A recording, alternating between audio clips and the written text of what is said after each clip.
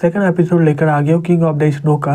जैंग वहाँ से ward dragon security company में चला जाता है और अपने मन में बोलता है ये वार्ड ड्रैगन सिक्योरिटी कंपनी पूरे चाइना में नंबर 1 सिक्योरिटी कंपनी है जो पॉलिटिकल और सेलिब्रिटी को सिक्योरिटी देते हैं। मैं पिछले जन्म में ये बात सुना था।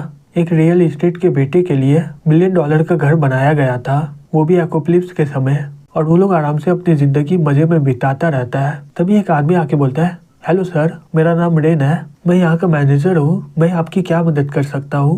जैंग बोलता है, मैं चाहता हूँ कि तुम मेरे लिए एक सेफ हाउस बनाओ जिससे मैं बाहर के खतरे से बच सकूँ। रेन बोलता है, हमारा सिक्योरिटी कंपनी पूरी दुनिया में नंबर 1 है, लीजिए इसमें प्राइस पूरा लिखा हुआ है, आप एक बार देख लीजिए।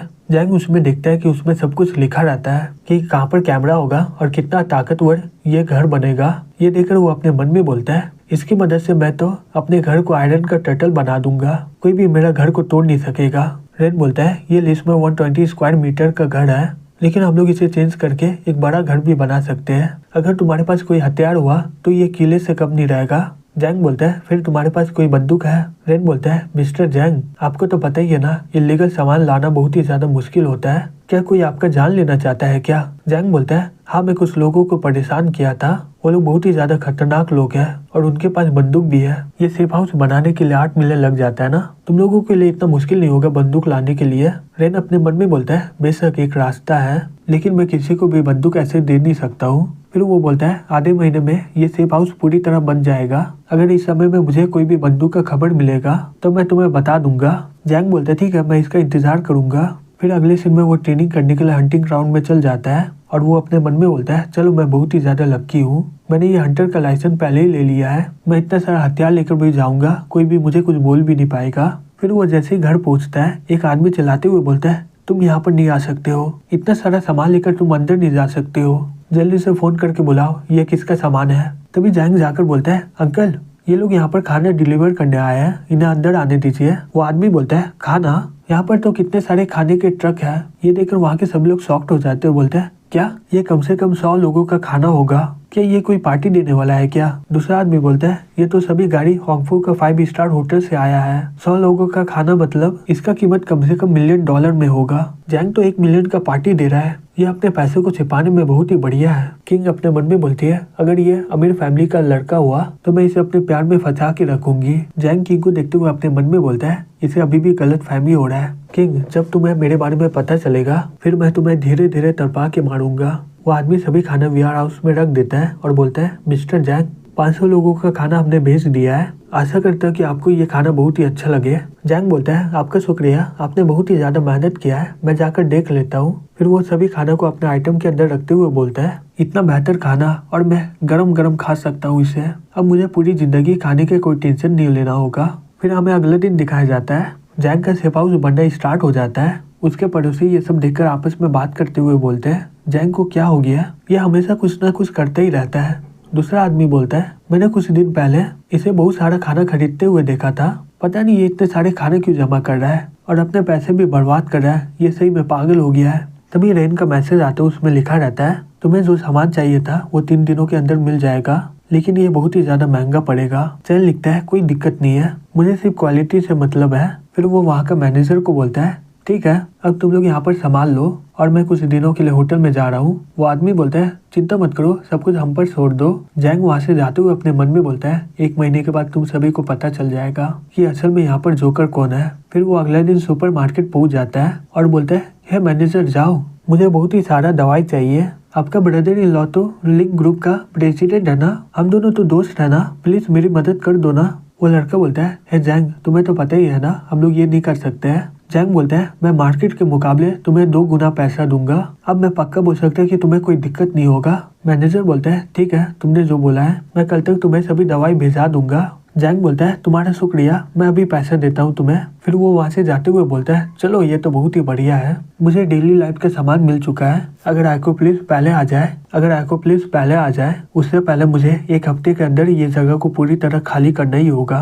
तभी पैंग बोलता है, हे किंग, तुम्हारे पास क्या रविवार को समय है क्या? मेरे पास कॉन्सर्ट का टिकट है, क्या तुम जाओगी? किंग बोलती है, पैंग, तुम्हारा शुक्रिया, लेकिन मुझे रात को कोई काम है। तभी पैंग जैंग को देख लेता है और चिल्लाते हुए बोलता है, हे जैंग, तुम ये कैसे कर सकते हो, तुम लड़के होते हुए लड़कियों से सामान अपना उठवाते हो, किंग रात को तुम्हारे लिए काम करने वाली है ना, और उसका कमर में दर्द होने वाला है। तुम अपना काम अपने से कर नहीं सकते हो क्या? तुम्हें पता है तुम्हारी मदद के कारण उसके पीठ में कितना दर्द हो रहा है? किंग बोलती है कोई बात नहीं, मैं एकदम ठीक हूँ। जैंग अपने मन में बोलता है तो यही सभी बात को फैलाई है। किंग उसके पास जाके बोलती है मैं ज्यादा भारी सामान उठा नहीं पाती हूँ, तो इसी कारण मेरा कमर थोड़ा मचक गया है। पैंग चिल्ला के बोलता है हे तुम जल्दी से तुम किंग को $500 दो, वो डॉक्टर को दिखाएगी।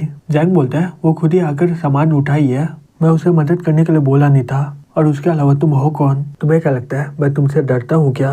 पैंग घबराते हुए पीछे हट जाता है और बोलता है मैं तो तुमसे बात कर रहा था, तुम इतना चिल्ला क्यों रहे हो? हे किंग, मैं बोला था ना कि जैंग एकदम बेकार इंसान है, अच्छा होगा कि तुम इससे दूर रहो। किंग अपने मन में बोलती है ये जैंग बहुत ही ज्यादा अलग लग रहा है, ये तो मुझे देख के हेलो भी नहीं बोला और ना ही मुझे कोई प्राइवेट मैसेज भेजता है, ये बहुत ही अजीब है। फिर हमें अगले दिन होटल में दिखाया जाता है। किंग जैंग को मैसेज भेजती है। जैंग अपने मन में बोलता है किंग का मैसेज, ये मुझ पर अब शक करने लग गई है। जैंग वो मैसेज में लिखती है कुछ दिनों से क्या तुम्हें कुछ हुआ है क्या? तुम अचानक से बहुत सारा खाना को जमा कर रहे हो, क्या कुछ होने वाला है क्या आगे चल के? हम लोग कुछ समय से बात नहीं करे, मुझे बहुत ही ज्यादा अकेलापन हो रहा है। जैंग ये मैसेज पढ़ के अनरीड कर देता है। दूसरी तरफ किंग चिल्लाते हुए बोलती है वो कमीना जैंग, उसे क्या हुआ है? मैं उसे इतना प्यार भरा मैसेज भेज रही हूँ फिर भी वो मुझे इग्नोर कर रहा है। निक बोलती है सही में जैंग कुछ दिनों से बहुत ही अजीब सा व्यवहार कर रहा है, किसे पता वो इतने सारा खाना ऑर्डर क्यों कर रहा है, ऐसा लग रहा है कि आगे चलकर खाने का कमी होने वाला है। किंग बोलती है हे निक, तुम्हें क्या लगता है ऐसा कुछ होने वाला है क्या? मुझे लगता है कि जैंग को ये खबर पता चल गया है, इसलिए वो खाना जमा करने लग गया है। निक बोलती है किंग सही में तुम बहुत ही बड़ी बेवकूफ हो, अगर ऐसा कुछ होने वाला होता फिर ये खबर पूरी तरह फैल जाता ना। हमें इतना चिंता करने की कोई जरूरत नहीं है, अगर हम लोग भी जमा करने लग गए तो सभी लोग हम पर हंसेंगे। किंग बोलती है हाँ तुम सही बोल रही हो। फिर हमें एक हफ्ता बाद दिखाया जाता है जैंग को बंदूक मिल जाता है और वो बोलता है आखिरकार मुझे ये बंदूक मिल गया, हालांकि इसका कीमत बहुत ही ज्यादा है, फिर भी एपोकलिप्स के समय ये बहुत ही अच्छा काम देगा मेरे लिए। तभी कोई दरवाजा नॉक करने लग जाता है। जैंग खोल के देखता है, वहाँ पर एक आदमी खड़ा होता है। वो बोलता है हेलो मिस्टर जैंग, मैं आपका डिलीवर ले आया हूँ, प्लीज साइन कर दीजिए यहाँ पर। जैंग साइन करते हुए अपने मन में बोलता है चलो अब मेरे पास दवाई भी हो गया है। फिर हमें कुछ दिन के बाद दिखाया जाता है जैंग का सेफ हाउस पूरी तरह तैयार हो जाता है। जैंग रेन को बोलता है सही में तुमने बहुत जल्दी काम कर दिया। रेन बोलता है आपका शुक्रिया, आशा करता हूँ कि आपको इसमें मजा आएगा, अगर आपको इसमें कोई दिक्कत ना हो प्लीज बाकी के सभी पैसे 3 महीने के अंदर दे दीजिएगा। जैंग बोलता है हाँ बिल्कुल। फिर वो अपने मन में बोलता है मैं बाकी के पैसे देने वाला नहीं हूँ, क्योंकि तब तक एपोकलिप्स आ जाएगा और तुम लोग मेरा कुछ बिगाड़ भी नहीं पाओगे। चलो आप आखिरी का सामान भी आ गया है, ये दुनिया पूरी तरह बर्फ में जम जाएगा और उस समय पीने का पानी बहुत ही ज्यादा इम्पोर्टेंट होगा। फिर वो सभी लोग पानी स्टोर में रख देता है। तभी जैंग बोलता है सभी लोग बहुत ही ज्यादा थक गए होंगे ना, थोड़ा आराम करके पानी पी लो। फिर वो सभी लोग पानी पीकर आराम करने लग जाते हैं। फिर हमें आधा घंटा के बाद दिखाया जाता है सभी लोग बेहोश हो जाते हैं। जैंग बोलता है चलो ये सभी लोग सो तो गए, अब मैं सभी चीजों को अपने आइटम में रख देता हूँ। फिर जैंग वेयर हाउस में जाकर सभी सामान को अपने आइटम में रख देता है और बोलता है चलो काम हो गया और बाकी के सभी बचे हुए सामान मैं बाद में रख दूंगा। मेरे पास जो आइटम है इसके अंदर मैं पूरा वेयर हाउस का सामान रख सकता हूँ, फिर भी मेरा आइटम पूरी तरह भरेगा नहीं, ये बॉक्स में क्या है? फिर वो बॉक्स को जाकर खोलने लग जाता है, उसके अंदर कुछ कपड़े होते हैं। वो इसे देख के बोलते हैं ये तो बहुत ही अच्छा चीज है, ये टेक्नोलॉजी प्रोडक्ट है 2050 का, ये कपड़ा पहनने के बाद मुझे कोई भी ठंडा लगने वाला ही नहीं है। मेरे पास जितना भी सामान है, चाहे ये बर्फ के समय जितना भी लंबा हो, मैं आराम से घर में रह सकता हूँ। उसके अलावा इतने कम समय में पूरा वेयर हाउस खाली हो जाए, कोई ऐसा अकेला कर ही नहीं सकता है, तो मैं भी लोगों के साथ पीकर बेहोश हो जाता हूँ, फिर मुझ पर कोई भी शक नहीं करेगा। फिर कुछ समय में सभी को होश आ जाता है और वो लोग पूरी तरह शॉक्ड हो जाते हैं कि वेयर हाउस पूरी तरह खाली हो गया है।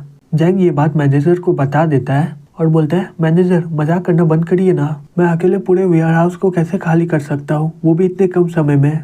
जितना मुझे लग रहा है इसमें हम लोगों का कोई भी हाथ नहीं है, अच्छा होगा कि हमें इस बारे में सुपीरियर को बोल देना चाहिए। मैनेजर बोलता है हाँ तुम सही बोल रहे हो, मैं इस मामले को पुलिस में जाकर रिपोर्ट दे देता हूँ। फिर जैंग सभी को बोलता है मैनेजर डिसाइड किया है कि वो इस मामले को रिपोर्ट कर देंगे और कुछ पुलिस वाले यहाँ पर इन्वेस्टिगेट करने आएंगे, तुम लोग डरना मत, यहाँ पर जो भी हुआ है तुम बता देना वहाँ पर, वैसे भी हम सभी लोग कुछ किए नहीं है तो डरने की क्या जरूरत है। वो लड़का बोलता है जैंग आप सही बोल रहे हो, हमने कुछ किया ही नहीं है तो हम लोग को डरने की क्या जरूरत है। फिर कुछ देर में जैंग को पुलिस स्टेशन बुलाया जाता है इन्वेस्टिगेशन करने के लिए। जैंग सब कुछ बता देता है कि वो सभी लोग बेहोश थे।